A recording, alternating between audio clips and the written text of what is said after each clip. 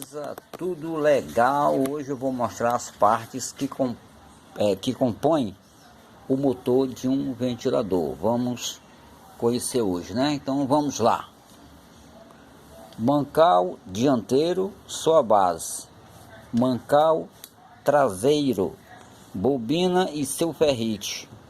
Rotor, o pessoal chama de miolo, eu chamo de rotor, e seu giratório, né, que é responsável pelo pescoço do ventilador, para ele ficar girando. Então vamos lá. Mancal dianteiro e sua base, mancal traseiro, bobina e seu ferrite, rotor e giratório. Tudo isso aqui é o motor de um ventilador. Valeu, fui!